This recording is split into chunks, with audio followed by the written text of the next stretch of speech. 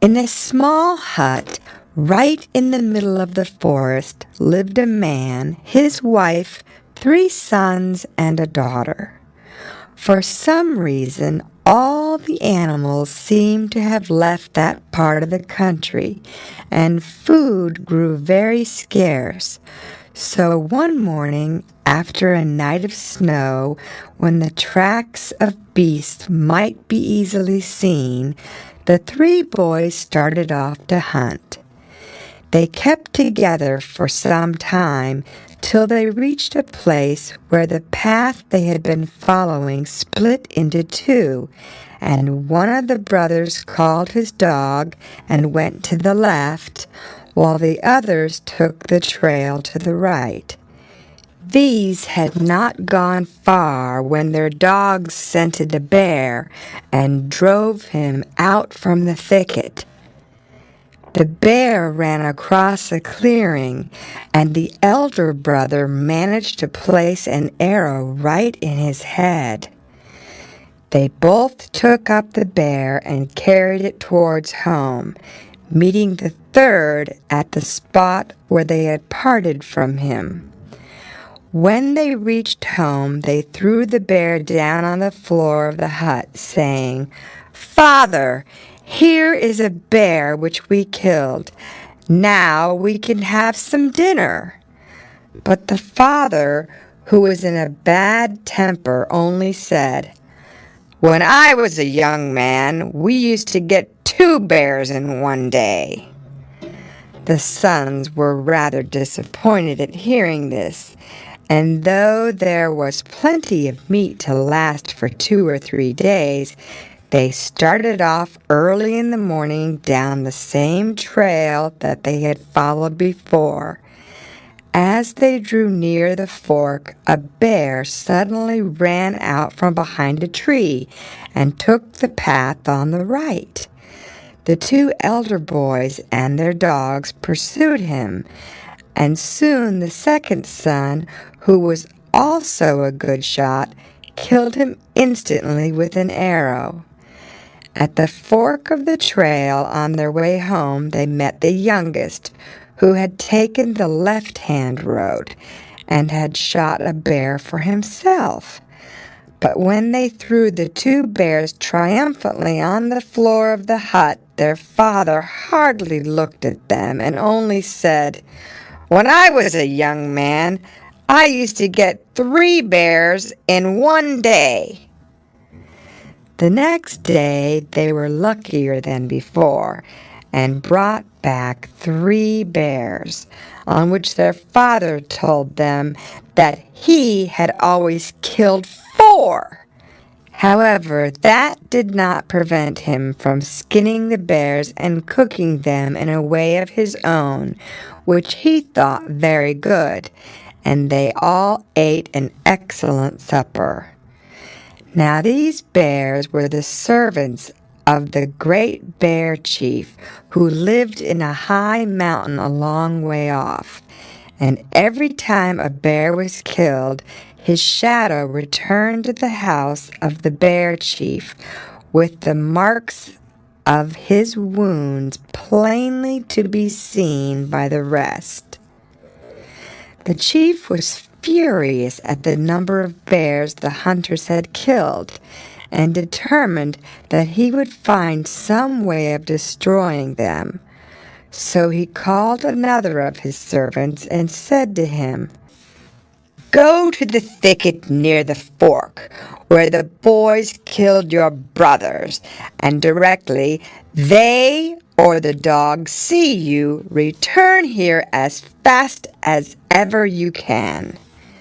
The mountain will open to let you in, and the hunters will follow you.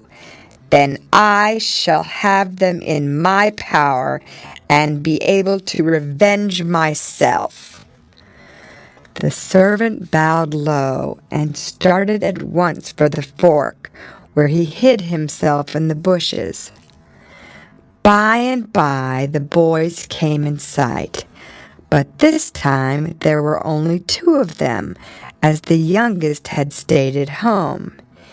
The air was warm and damp, and the snow soft and slushy, and the elder brother's bowstring hung loose, while the bow of the younger caught in a tree and snapped in half. At that moment the dogs began to bark loudly, and the bear rushed out of the thicket and set off in the direction of the mountain. Without thinking that they had nothing to defend themselves with, should the bear turn and attack them, the boys gave chase.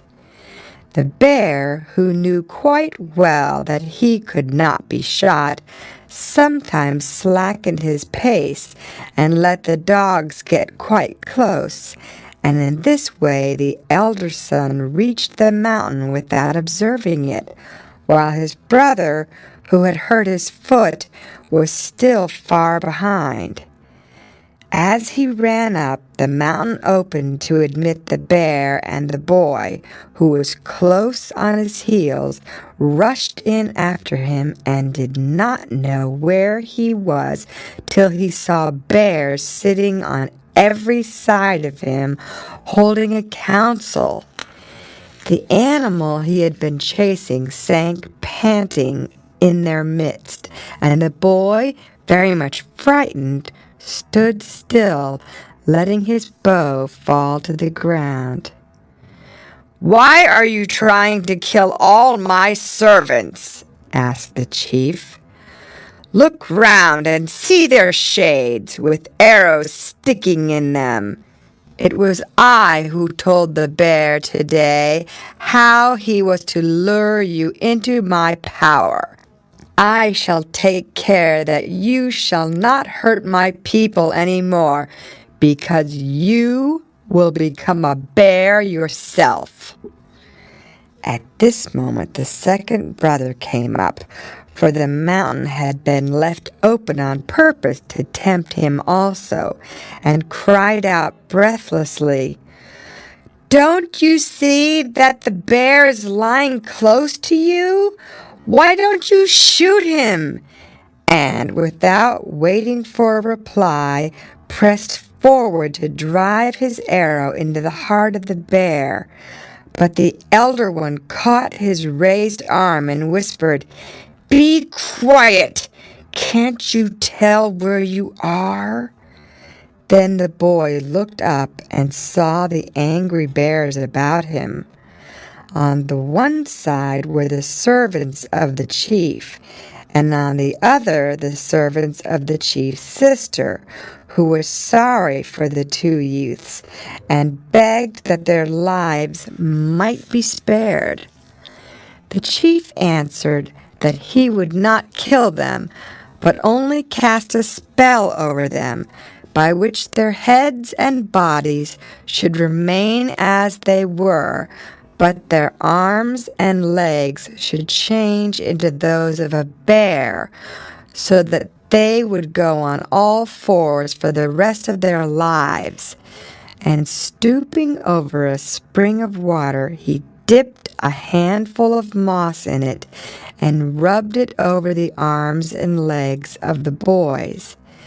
In an instant the transformation took place, and two creatures, neither beast nor human, stood before the chief.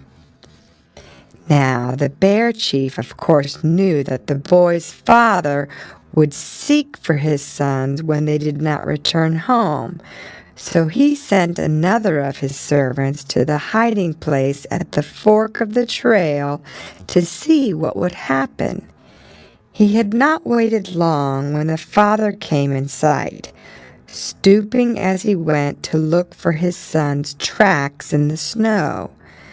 When he saw the marks of snowshoes along the path on the right, he was filled with joy, not knowing that the servant had made some fresh tracks on purpose to mislead him, and he hastened forward so fast that he fell headlong into a pit where the bear was sitting. Before he could pick himself up, the bear had quietly broken his neck, and hiding the body under the snow, sat down to see if anyone else would pass that way. Meanwhile, the mother at home was wondering what had become of her two sons. And as the hours went on and their father never returned, she made up her mind to go and look for him. The youngest boy begged her to let him undertake the search, but she would not hear of it and told him he must stay at home and take care of his sister. So slipping on her snowshoes, she started on her way. As no fresh snow had fallen, the trail was quite easy to find, and she walked straight on till it led her up to the pit where the bear was waiting for her. He grasped her as she fell and broke her neck, after which he laid her in the snow beside her husband and went back to tell the bear chief. Hour after hour dragged heavily by in the forest hut, and at last the brother and sister felt quite sure that in some way or other all the rest of the family had perished. Day after day the boy climbed to the top of a tall tree near the house and sat there till he was almost frozen, looking on all sides through the forest openings, hoping that he might see someone coming along. Very soon all the food in the house was eaten, and he knew he would have to go out and hunt for more. Besides, he wished to seek for his parents. The little girl did not like being left alone in the hut and cried bitterly. But her brother told her that there was no use sitting down quietly to starve, and that whether he found any game or not, he would certainly be back before the following night. Then he cut himself some arrows, each from a different tree, and winged the feathers of 4 different birds. He then made himself a bow, very light and strong, and got down his snowshoes. All this took some time, and he could not start that day, but early next morning he called his little dog Redmouth, whom he kept in a box, and set out. After he had followed the trail for a great distance, he grew very tired and sat upon the branch of a tree to rest. But Redmouth barked so furiously that the boy thought that perhaps his parents might have been killed under its branches, and stepping back, shot one of his arrows at the root of the tree, whereupon a noise like thunder shook it from top to bottom. Fire broke out, and in a few minutes a little heap of ashes lay in the place where it had stood. Not knowing quite what to make of it all, the boy continued on the trail and went down the right-hand fork till he came to the clump of bushes where the bears used to hide.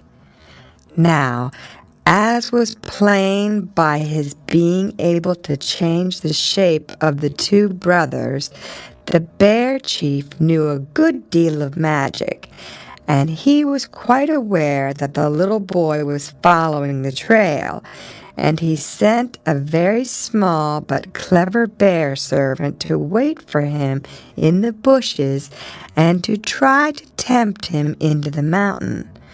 But somehow his spells could not have worked properly that day, as the bear chief did not know that Redmouth had gone with his master, or he would have been more careful. For the moment the dog ran round the bushes barking loudly, the little bear servant rushed out in a fright and set out for the mountains as fast as he could. The dog followed the bear, and the boy followed the dog until the mountain. The house of the great bear chief came in sight. But along the road the snow was so wet and heavy that the boy could hardly get along. And then the thong of his snowshoes broke, and he had to stop and mend it, so that the bear and the dog got so far ahead that he could scarcely hear the barking. When the strap was firm again, the boy spoke to his snowshoes and said, "Now you must go as fast as you can, or if not, I shall lose the dog as well as the bear." And the snowshoes sang in answer that they would run like the wind. As he came along, the bear chief's sister was looking out of the window and took pity on this little brother, as she had on the two elder ones, and waited to see what the boy would do when he found that the bear servant and the dog had already entered the mountain. The little brother was certainly very much puzzled at not seeing anything of either of the animals, which had vanished suddenly out of his sight. He paused for an instant to think what he should do next, and while he did so, he fancied he heard Red